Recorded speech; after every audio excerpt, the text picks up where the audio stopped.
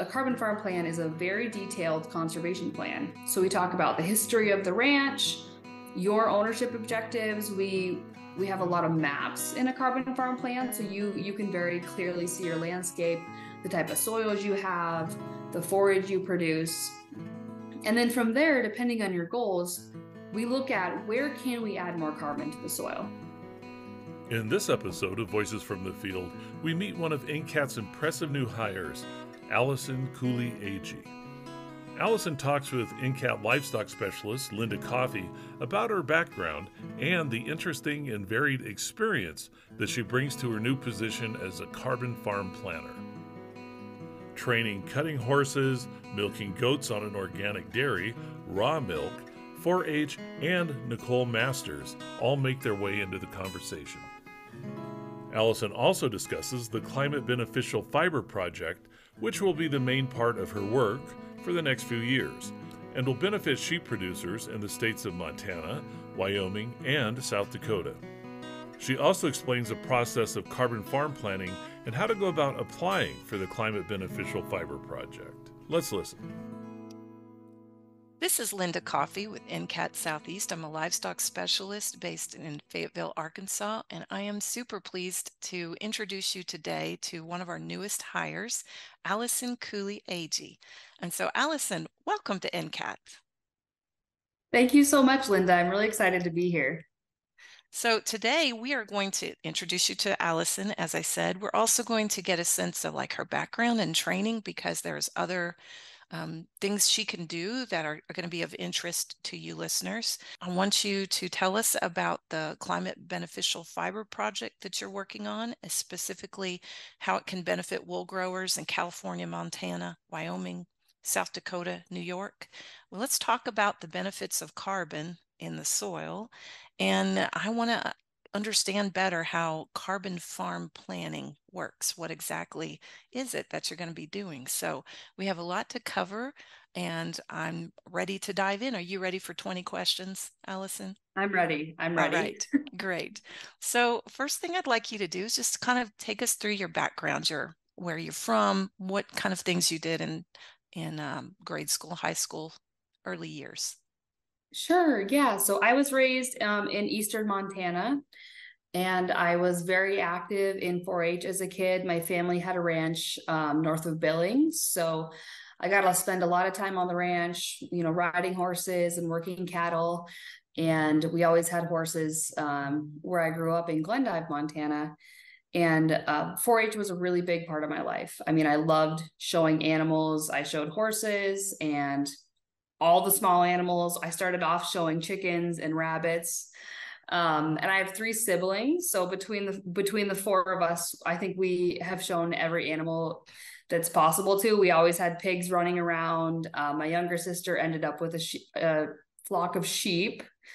But I think my favorite part of 4-H was really, I loved just kind of the whole process of like planning to show an animal and going picking out that steer or pig, and kind of making a plan for feeding and training. I really love training animals, so that was really fun for me, and I made a lot of really great connections in 4-H. And there's people that I know today that I competed with in 4-H from across the state, which I think is a really cool thing about Montana, is that it is a big state with a small population. And so it was really neat when I got to college to see people that I had known in 4-H and collaborate with them. We've been talking in our livestock team meetings and in other places at NCAT about youth engagement. And I think 4-H and FFA are so important in building leadership qualities. Did you hold any office while you were in 4-H? Yep, I did in our local 4-H group, and I was also the 4-H ambassador for our county. Nice. So got to arrange a lot of events. We did not have FFA in my county, which I was disappointed to learn as I got older, because I didn't really know much about it until I was in college. But I think it's really great for kids to have that opportunity and to be able to go out and do different things and be supported by the agricultural community. And I think it's a great gateway for kids that want to get into agriculture that don't have that option otherwise. Yeah, I do too. 4-H and FFA were super formative for our kids growing up here in Arkansas. And yeah, I'm glad you had such a great experience. So now tell me about college. Yeah. I think, when I was in high school, I had a hard time kind of deciding what I wanted to do. Like agriculture was always really important to me. Because of 4-H, I think I saw the opportunities that there were in agriculture that I otherwise wouldn't have seen, like in high school. And right after I graduated high school, I worked for our county extension agent, and he was doing he had a SARE grant to do a field tomato project in eastern Montana. And through him, I got introduced to a lot of really interesting people. And I ended up deciding to go to Montana State University because they had a new program, the Sustainable Food and Bioenergy Systems program, that was very unique because I couldn't decide when I was first looking at the catalog, trying to pick out your degree. I couldn't decide. I was like, well, animal science, I'm very interested in. I love animals, but plant science is also very important. And it made sense to me that those two things should go together. And so when I saw the Sustainable Foods program, they had an agroecology option that kind of brought everything together, studying soils and plants and animals. And so that's what I ended up focusing on. I love that you had that holistic view and that you studied that way and that you kind of intuitively understood that that's how it should be. So that's really cool. SARE, you mentioned SARE. That, listeners, is Sustainable Agriculture Research and Education. And SARE grants have helped so many farmers and people figure out things about what's going to work in their location. So do check out. We'll include a link to SARE to see what the grant opportunities are, and you can read back on past projects, which I think is super cool, and find out what they learned. So we don't have to reinvent the wheel. If we spend a little time on the SARE site, we can learn quite a lot about some farmer-led research. So thank you for bringing that up. College, you had other training in addition to college. Can you talk about that?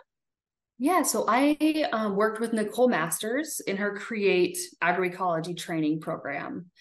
And that was a wonderful experience for me because I had graduated college and worked for a few years, as a property manager and at a few other different jobs.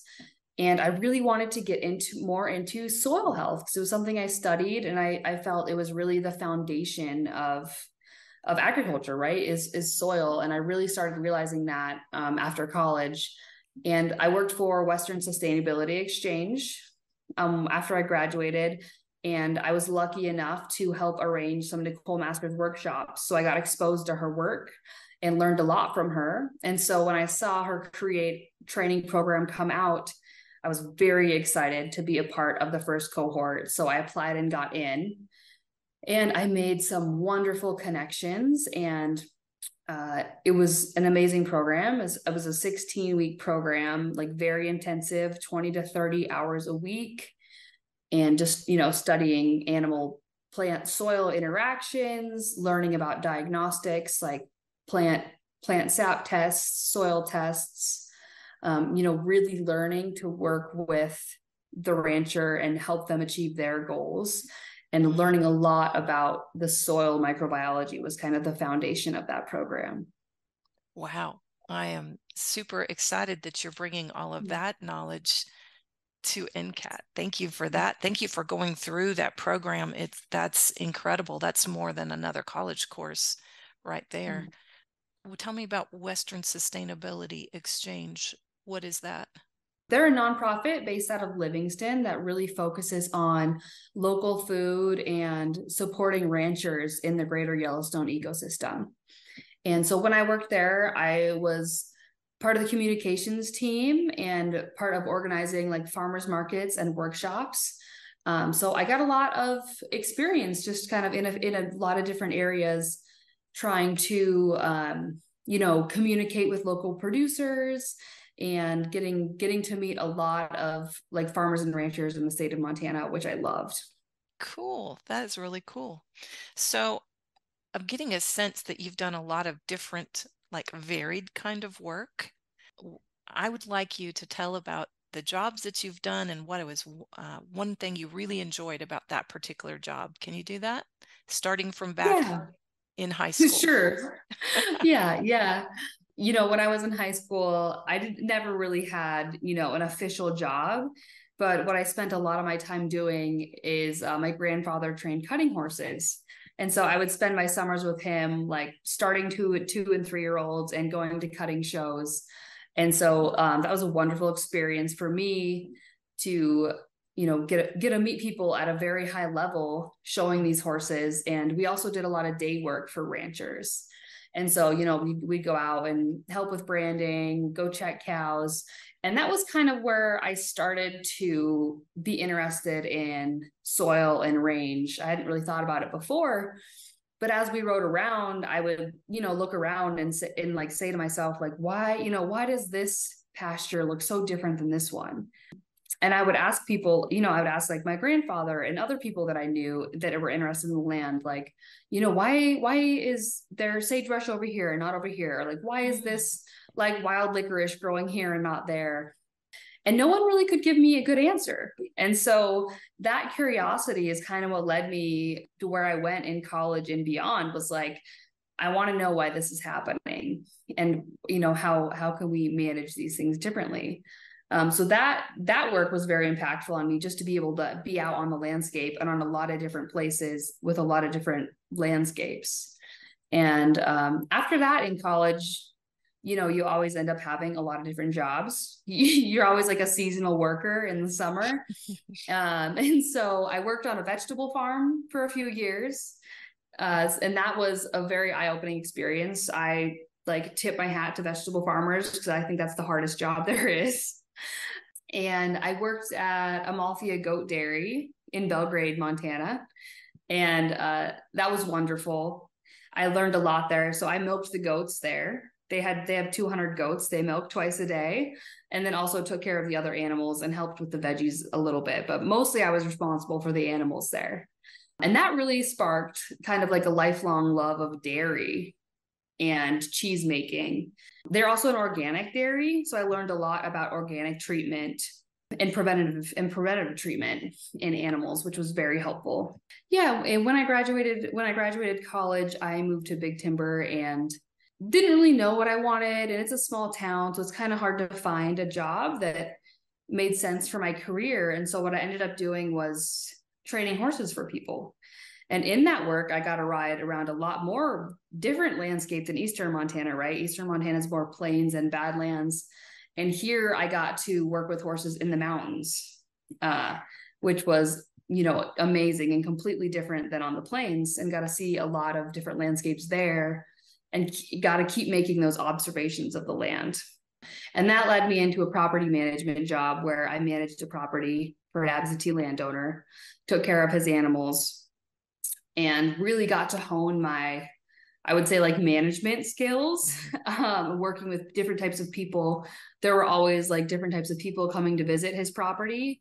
And so, I got to talk with like hedge fund managers and pilots and lawyers and entertain them and take them out on the land and explain how soil worked to them. And that was a great experience for me.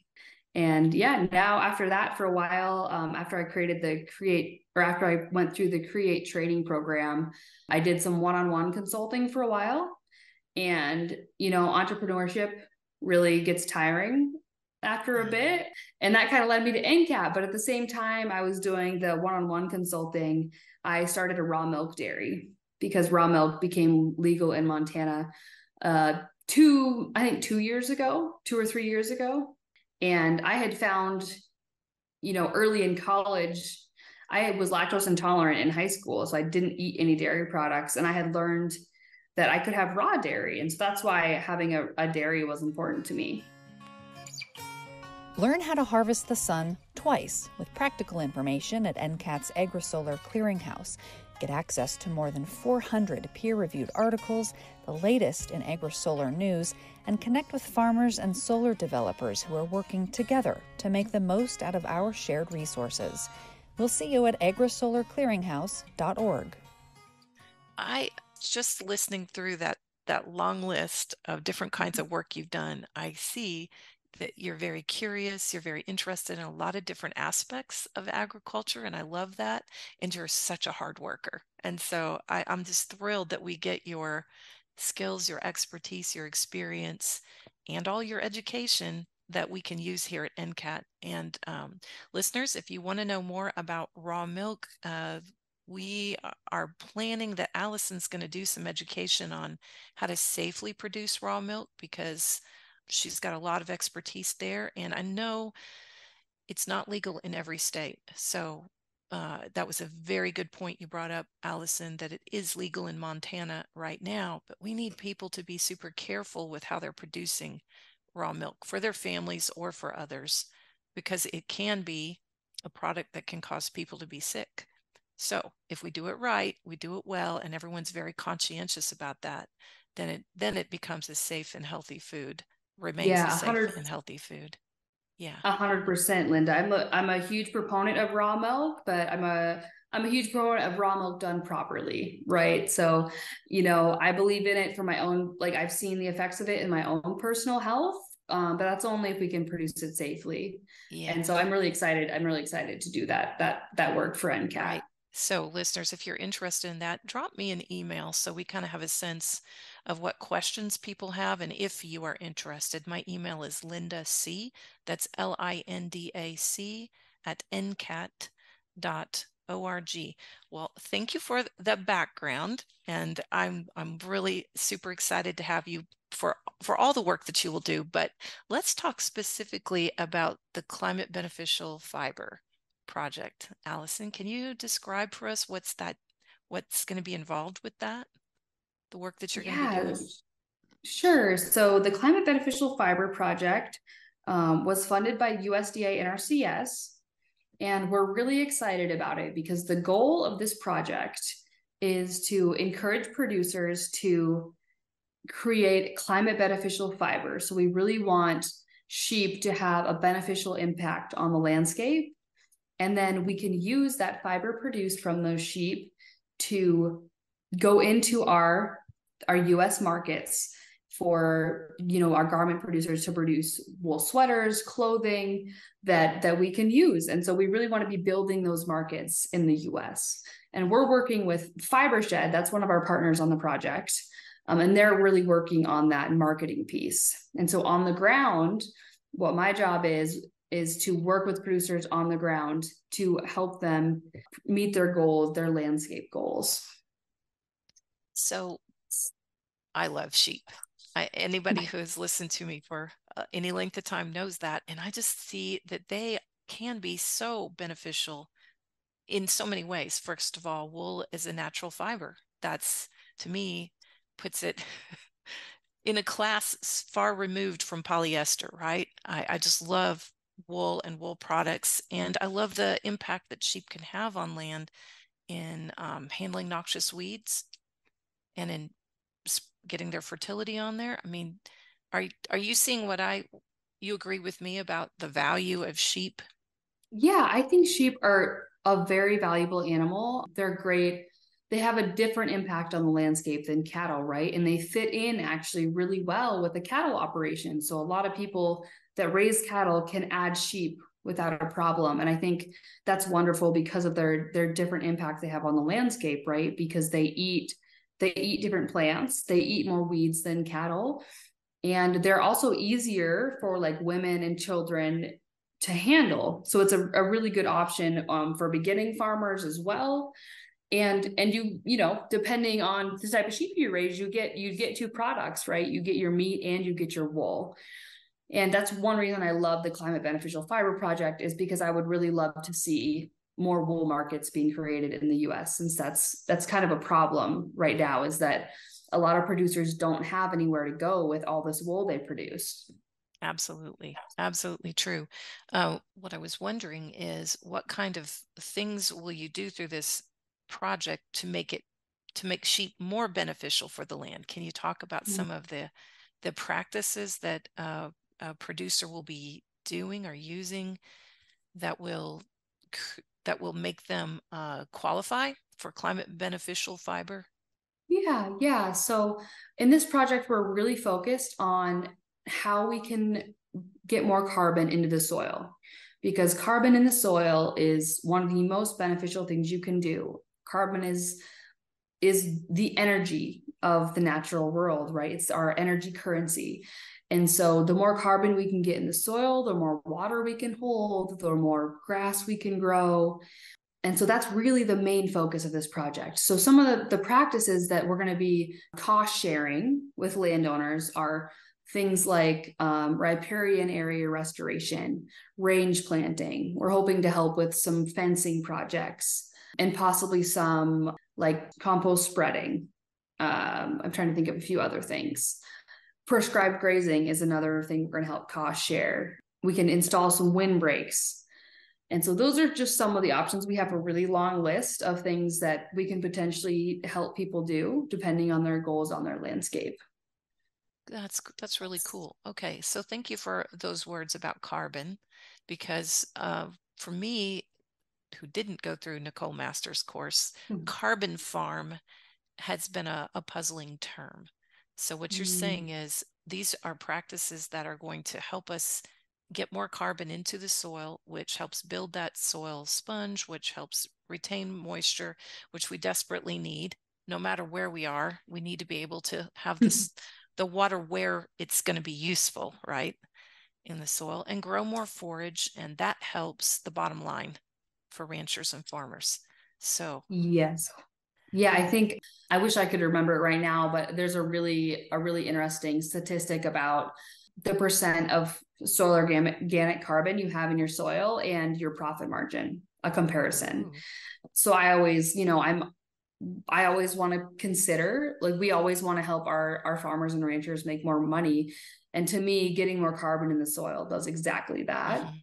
And it also helps boost our soil microorganisms that drive all of our nutrient and water cycling. And so, yeah, that's why this project is really important to me, is because I think it's kind of a venue for helping our farmers and ranchers increase their profitability. Yeah, helping the environment and helping the profit, helping the community, getting the more marketing options. And I'm like a lot of people, only I have less wool to worry with because we have like 50 ewes versus I don't know what your ranchers mostly have. But yeah, the wool is an excellent product, but you must have a market for it. You've got to have a way to get it from off the sheep's back into a finished product that people will pay for. I personally really love to wear wool sweaters, wool socks, wool hats, and I wish more people did. So I'm really hoping that the marketing aspect of this project will take off and give us more capacity for value-added wool products in our country. That'll be a really cool outcome. I like that your project is so holistic too, looking at the soil and at the land practices and at the market for the product and ultimately at the rancher's profitability and resiliency, right? So cool. There are some specific, I was going to ask you about the carbon farm plan. So like you're a carbon farm planner. Can you walk us through how does that work? Take us through, let's pretend I'm in Montana and I'm raising sheep. How do I get into your program, and then what would happen? Yeah, so our program does have some criteria for people to apply. You need to be a fine wool producer. So that's like, 19 to 23 micron wool. You need to have control of the land that we're gonna be working on. But you can apply. You can fill out our interest form on our NCAT Climate Beneficial Fiber website, which we'll link on this episode. And then you're going to go through an application process. And so our team will reach out to you and help you fill out the application. And then you'll either get approved or disapproved, or you'll be put in our funnel, right? So if some people are more qualified than others, you might have to wait a little bit if you're one of those kind of in-between people. But after that, you get to work with me as the carbon farm planner. And so what we'll do is we'll do kind of just an interview so we can get to know each other. And we'll talk about what your goals are for your landscape, what your goals are for your sheep, and how you see this project helping you and being beneficial to you. And then a carbon farm plan is a very detailed conservation plan. So we talk about the history of the ranch, your ownership objectives. We have a lot of maps in a carbon farm plan. So you can very clearly see your landscape, the type of soils you have, the forage you produce. And then from there, depending on your goals, we look at where can we add more carbon to the soil? What are our options?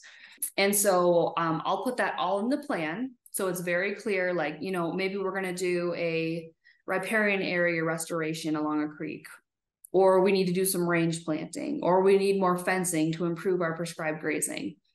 And so that'll all be in the plan. And then once the plan is written and you're happy with it as the rancher, then you get to decide which of these practices do I want to implement right now. And at that point, you get to apply, you get to let us know what you're thinking for implementation. And then we do a cost share. So we'll pay from 75 to 90% of the cost for those practices. And after that, you implement, and then we verify that you've implemented, and you get your payment. And so we're really hoping that this program can be very beneficial for projects that people have been wanting to do, but they can't quite swing it with what they have going on right now. Right. It's been a few tough years in Montana, as I understand it. And so this will help with getting some cash put in so that people can do some practices and improve the carbon in their soil, and hopefully lead to much more productive landscapes and therefore more profit.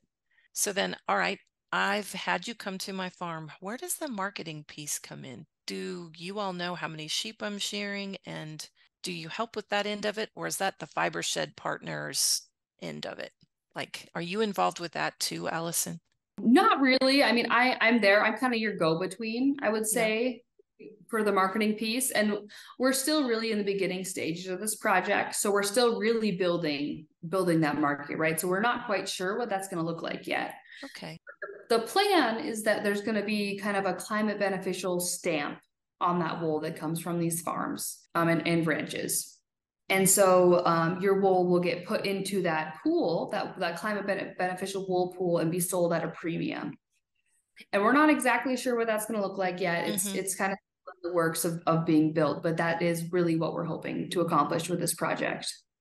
It is really exciting to talk to you on this beginning stages of this project. How long a project is it? So this is a 5-year project, and I think we're we're almost at the end of year 1. So okay. So what is the goal of how many ranchers you'll work with? Is there a goal there, or?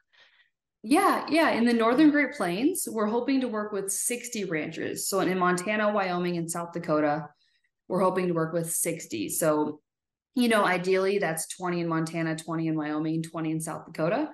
But we'll see how that goes. We'll see how that goes. All right. So what parts of this work are you the most excited about, Allison? Do you get to go to the ranches? Yeah. I think that's what I'm most excited about is I get to do the ranch visits and work with people one-on-one. And I'm just really excited to have the opportunity to visit with ranchers and see what they need and see how I can help them and how I can be, with my skills and my experience, like how I can help them improve their landscape and their business. And you'll bring your curiosity with you, and I'm sure you are going to continue learning from each person you interact with, and that's super cool. I think this could be really encouraging to wool growers, and I'm super excited about that. I think sheep and wool are wonderful products, and I was just wondering if you could say, what are some things all of us can do to help ranchers? I think buying and wearing wool is, for wool growers, like that's what we need. The market needs to know that people want wool, right? So wool sweaters and wool socks, especially ones that are made in the USA, because we're really trying to create that like USA market. And I think the other thing is just, to help ranchers, like we can all just like be curious and be open to what people are saying and what we're hearing. And yeah, and I think just to know that, ranchers are doing the best they can to take care of their landscapes, and they're really interested. Ranchers are really interested in implementing these practices and taking care of their soil health. And that's really encouraging to me. Yeah, to me too. Yeah, great. Oh, and eat lamb. I say this Yeah, as a and eat sheep lamb. producer myself. Yeah. Eat lamb. It's Yeah. delicious. Give it a try. Well, I'm looking forward to hearing more from you in the future about a whole range of topics. I think the raw milk one is going to be super needed and valuable. And we have some other ideas too, you and I were talking about. I just appreciate your time today and your patience with my 20 questions, and just the energy and the expertise, the knowledge that you bring to our team. I'm just so thrilled to have you with us, Allison. And I wish you well through this winter and through the work. How can people reach out to you? They can email me, and my NCAT email is Allison C, that's ALLISONC @ncat.org. Yeah, I'm looking forward to the impact that you make with us, Allison. Thank you so much. Thank you all for listening. Best of luck with all of your projects, everyone. And please reach out if there's anything that we can do to improve our work or to help you with yours. So we'll put links in the show notes, and please stay tuned for more from Allison. Thank you so much. Have a great day. Thanks, Linda. That's it for this episode. Thanks for listening. Additional information about this episode and related resources can be found at attra.ncat.org. Don't miss an episode. Subscribe to Voices from the Field wherever you get your podcasts. I'm your host, Rich Myers. ATTRA, Voices from the Field, is produced by the National Center for Appropriate Technology, headquartered in Butte, Montana. It's supported by the USDA Rural Business Cooperative Service as part of NCAT's ATTRA Sustainable Agriculture program. Any opinions, findings, conclusions, or recommendations expressed in this recording are those of the participants and do not necessarily reflect the views of the USDA or NCAT. We'll catch you again next week, and until then, keep on farming.